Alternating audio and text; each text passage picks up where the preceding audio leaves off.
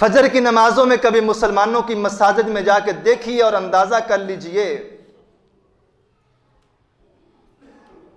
کتنے لوگوں سے اور اللہ کس طرح راضی ہے اور کتنے لوگوں سے اللہ ناراض ہے۔ مجھے معاف کیجئے گا، اس حدیث کو اپنے دل میں بٹھا لیں اور پلے باندھ لیں اور اپنی زبان سے یہ شکوے کے بول خدا کے لیے بند کر دیجئے۔ جانے انجانے میں ہماری اپنی ڈائریکشن خراب ہو گئی ہے۔ میرے نبی کی حدیث ہے، یبن آدم تفرغ لعبادتی، امیری اور غریبی کا اصول اللہ نے دے دیا ہے۔ حالات بہتر ہیں اس کی بھی وجہ ہے، حالات تھوڑے ٹائٹ ہو گئے ہیں اس کی بھی پیچھے وجہ ہے۔ یبن آدم تفرغ لعبادتی، اے آدم کے بچے، تیرا رب کہتا ہے کہ میرے لیے عبادت کا ٹائم نکال۔ تفرغ لعبادتی، میری عبادت کے لیے فارغ ہو جایا کر، میری عبادت کے لیے وقت نکالا کر، جب میں بلاؤں تو آ جایا کر۔ فائدہ کیا ہوگا؟ املؤ قلبک رزقا، اگر میرے بلانے پہ آ جائے گا میں تیرے دل کو غنی کر دوں گا۔ وَيَدَيْكَ رِزْقًا، تیرے دونوں ہاتھوں کو میں رزق سے برکتوں سے بھر دوں گا۔ یبن آدم، میری نافرمانی سے باز آ جا، جب میں بلاؤں تو نہ آئے، جب میں آواز دوں تو لبیک کہتے ہوئے گرم نرم بستر کو نہ چھوڑے۔ ساتھ میرے نبی نے یہ تصویر کا دوسرا رخ اور پہلو بھی بتلا دیا، اور یہ حدیث قدسی ہے، اے ابن آدم میری عبادت کے لیے اپنے آپ کو فارغ کر لے، میری عبادت کے لیے اٹھ کے آ جایا کر۔ فائدہ کیا ہوگا؟ اللہ تیرے دل کو بھی غنی کر دے گا، تیرے ہاتھ رزق سے بھر دے گا۔ اور جب تو نہیں آئے گا، املؤ قلبک فقرا ویدیک شغلا، اللہ تیرے دل کو فقیری سے، غریبی سے، غربت سے، مہنگائی سے بھر دے گا، اور تیرے ہاتھوں کو فضول اور بیکار کاموں میں الجھا کے رکھ دے گا۔ کیا ہم محسوس نہیں کرتے؟ لفظ بولا جاتا ہے ویلے مصروف، اگر ہم اپنے گریبان کے اندر جھانک کے دیکھیں تو یہ اصول ہمارے اوپر مکمل اپلائی ہو رہا ہے۔ جس سے بھی پوچھو کیا کام دھندا ہے، بس ویلے۔ جس سے بھی پوچھو حالات کیسے ہیں، کوئی حال نہیں ہے۔ بچوں کے لیے، اپنے لیے، ماں باپ کے لیے ایفرٹ کیا ہے، کوشش کیا ہے، کاروبار کیا ہے، کیا کام کرتے ہو، وہ آپ پوچھ کے دیکھیں تو ہماری اکثر 90% لوگ وہ بھی آپ کو غفلت کا شکار ملیں گے۔ اور غافل لوگ اللہ کو پسند نہیں ہیں، سستی کرنے والے لوگ اللہ کو پسند نہیں ہیں، ہڈ حرامی والے لوگ اللہ کو پسند نہیں ہیں۔ پرندوں کو بھی رزق ملتا ہے تو اپنے گھونسلوں سے نکلتے ہیں، گھونسلوں میں بیٹھ کے ان کو بھی نہیں ملتا۔ میرے نبی ایک نوجوان کے ہاتھ کو بوسہ دیتے ہیں سلام لیتے ہوئے۔ سلام لیا، نوجوان تیرے ہاتھ اتنے سخت کیوں ہیں؟ کہتا ہے اللہ کے رسول ان ہاتھوں سے محنت مزدوری کرتا ہوں، اپنے بچوں کا، اپنی بیوی کا، اپنے ماں باپ کا رزق کمانے کے لیے خون پسینہ ایک کرتا ہوں۔ نبوت کے ہونٹوں نے اس مزدور کے ہاتھوں کا بوسہ لیتے ہوئے فرمایا تھا، القاسب حبیب اللہ، او میرے صحابی مزدوری کرنے والے، اپنے لیے کمانے والے، کسی کے آگے ہاتھ نہ پھیلانے والے، تو اللہ کو اتنا محبوب ہے۔ القاسب حبیب اللہ، اللہ کا نبی اس مزدور کے، محنت کرنے والے کے، محنت کش کے ہاتھوں کو بوسہ دے دیتے ہیں اور فرماتے ہیں القاسب حبیب اللہ، محنت کر کے کھانے والا، کمانے والا، گھر میں لانے والا کوئی عام انسان نہیں ہے، یہ نبی کا محبوب ہے اور میرے اللہ کا دوست ہے۔ ایفرٹ، کوشش ہمارا کام ہے۔ دعا مانگنے سے پہلے بھی اللہ پہ یقین ہے۔ اپنے گھر سے کمانے کے لیے جب نکلتے ہیں تو اسباب اللہ پیدا کرتا ہے۔ ذرائع اللہ پیدا کرتا ہے. دکان کھولنا میرا کام ہے، گاہک لانا میرے رب کا کام ہے. اور ایمانداری سے کماؤں تو اس میں برکتیں ڈال دینا بھی میرے رب کی صفت ہے. کھول کے دکان بیٹھ جاؤں، چونا لگاؤں، دھوکہ دوں، حرام کماؤں، کسی کا حق چھینو تو رزق کے اندر سے بے برکتی ڈال دینا، یہ بھی میرے اللہ کی صفت ہے.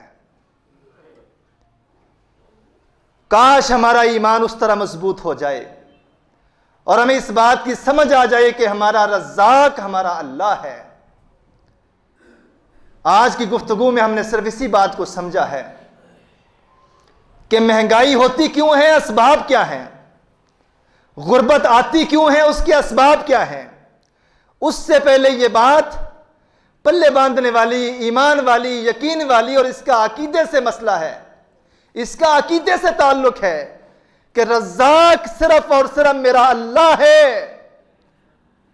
اگر میرے نصیب میں کوئی چیز لکھی ہوئی ہے، وہ 2 پہاڑوں کے نیچے بھی ہے تو وہاں سے اٹھا کے میرا اللہ مجھ تک پہنچا دے گا.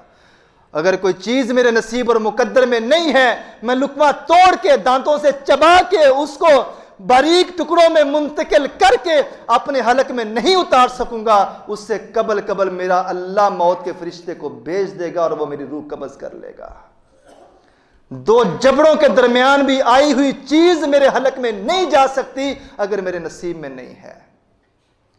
2 پہاڑوں کے درمیان نیچے تہ میں پڑی ہوئی چیز بھی مجھ تک پہنچ کے رہے گی اگر میرے مقدر اور نصیب میں لکھی ہوئی ہے. میرے نبی صلی اللہ علیہ وآلہ وسلم ایک دن مدینے کی گلی میں سے گزر رہے ہیں، ایک صحابی بھی ساتھ ہے. رستے میں کھجور کا ایک ٹکڑا ملا، میرے نبی نے اٹھا کے صاف کیا، صاف کر کے اپنے صحابی کے ہاتھ میں رکھ دیا اور فرمایا اس کو کھا لو. خود اس لیے نہیں کھایا کہ کہیں صدقے کا مال نہ ہو، صدقے کے مال میں سے، صدقے کی کھجوروں میں سے گری ہوئی کھجور نہ ہو. اٹھایا، نبی نے صحابی کے ہاتھ میں رکھا، اس نے کھا لیا. اور ساتھ میرے نبی نے ہمیں ایک کلیہ سمجھا دیا، فرمایا ہے میرے صحابی، اس گلی میں سے اللہ تجھے لے کے آیا ہے، یہ کھجور تیرے نصیب اور مقدر میں لکھی ہوئی تھی. اگر تو خود چل کے اس تک نہ پہنچتا، اللہ کوئی ایسا سبب اور ذریعہ بنا دیتا کہ یہ کھجور چل کے اللہ تیرے گھر تک پہنچا دیتا. ہمارا ایمان اگر اس طرح مضبوط ہو جائے جیسے جانوروں کا مضبوط ہے، کیڑے مکوڑوں کا مضبوط ہے، تو رب کبریا کی قسم ہماری زبان سے کبھی شکوہ نہ نکلے. موسیٰ نبی کا واقعہ کتنی بار میں نے آپ کے سامنے رکھا ہے، اسی پہ آج کی گفتگو کا اختتام کرتے ہیں. فرمایا اے اللہ میں دیکھنا چاہتا ہوں تو اپنی مخلوق کو رزق کیسے دیتا ہے. نبی کے ہاتھ میں ایک عصا ہوتا تھا، ڈنڈا، اس کو قرآن نے عصا کا نام دیا. فرمایا موسیٰ سامنے جو پتھر نظر آ رہا ہے اس پہ اپنی عصا کو مارو، پتھر ٹوٹ کے 2 ٹکڑے ہو جاتا ہے. اندر سے ایک پتھر نکلا، فرمایا موسیٰ اس پتھر پہ بھی اپنے عصا کو مارو، وہ پتھر ٹوٹ کے بھی 2 ٹکڑے ہوتا ہے. اندر سے تیسرا پتھر نکلا، فرمایا موسیٰ اس تیسرے پتھر پہ بھی اپنے عصا کو مارو، وہ پتھر بھی ٹوٹ کے 2 ٹکڑے ہوتا ہے. اور اندر سے ایک کیڑا نکلتا ہے. کوئی کھڑکی نہیں ہے، کوئی دروازہ نہیں ہے، کوئی سوراخ نہیں ہے. پتھر کی 3 تہوں میں کیڑا نکلا اور اس کیڑے کے منہ میں بیری کا تازہ پتا ہوتا ہے، اور وہ پتا کیڑا کھا رہا ہے اور کیا کہہ رہا ہے؟ الحمدللہ الذی یرا مکانی. اے اللہ تیرا کس طرح شکر ادا کروں کہ آسمان کی بلندیوں پہ بیٹھ کے تجھے معلوم ہے کہ میں کہاں رہتا ہوں. وَرَزَقَنِي وَلَا يَنْسَانِي. اے ربا پوری دنیا کو کھلانے والے، تمام مخلوق کو رزق پہنچانے والے، اللہ تیرا شکر ہے تو نے مجھ تک میرا رزق پہنچا دیا ہے. وَيَسْمَعُ كَلَامِي. اے اللہ اس پتھر کی تہ کے اندر کوئی سننے والا نہیں تھا، میں نے تجھے پکارا ہے، تو نے میری آواز کو سنا ہے اور میرا رزق مجھ تک پہنچا دیا ہے. اللہ ہمیں اپنے ایمان کو مضبوط کرنے کی توفیق عطا فرمائے. ہمارا توکل، بھروسہ ہمارے رب پہ ہو جائے. گھر سے نکلتے وقت بھی، واپس آتے وقت بھی کچھ لے آؤں تب بھی کہوں کہ میرے اللہ نے دیا ہے، کچھ لینے جاؤں تب بھی کہوں کہ اللہ رب رحمان کے بھروسے پہ نکلا ہوں. دیکھیے اللہ کس طرح باغ لگاتا ہے، اللہ کس طرح برکتیں دیتا ہے، اللہ کس طرح رزق کے دروازے کھولتا ہے. بس یہ بات ذہن میں رکھیں، کثرت اور برکت دو الگ الگ چیزیں ہیں۔ اگر اللہ نے تھوڑا دیا ہے اس کے اندر برکت ہے تو یہ زیادہ سے بہتر چیز ہے۔ اللہ نے بہت دے دیا ہے لیکن پتہ ہی نہیں چل رہا کیسے اڑ رہا ہے، کیسے خرچ ہو رہا ہے، بے برکتی واضح نظر آتی ہے۔ اس لیے کہہ رہا ہوں برکت اور چیز ہے، کثرت اور چیز ہے۔ رب سے جب بھی مانگیں کثرت نہ مانگیں، اللہ سے جب بھی مانگیں رب سے برکت کی دعا کیا کریں۔ اللہ ہمیں عمل کی توفیق عطا فرمائے۔ یہیں سے اپنی بات کا انشاءاللہ آئندہ آغاز کریں گے کہ غربت اور مہنگائی کے اسباب کیا ہیں۔ آج آپ نے سنا ہے کہ ہمارا رزق اللہ کی طرف سے آتا ہے، رزق کے خزانے اللہ کے پاس ہیں، رزق کی کنجیاں اللہ کے پاس ہیں۔ جس کے نصیب میں جتنا اور جس وقت لکھا ہوا ہے وہ اس تک پہنچ کے رہے گا۔ اللہ جب تک زندہ رکھ، دین اسلام کی بہترین حالت کے اوپر زندگی عطا فرما۔ جب بھی موت آئے لا الہ الا اللہ پڑھتے ہوئے اور ایمان کی بہترین حالت کے اوپر اللہ ہمیں موت نصیب فرمانا۔ وآخر دعوانا ان الحمدللہ رب العالمین۔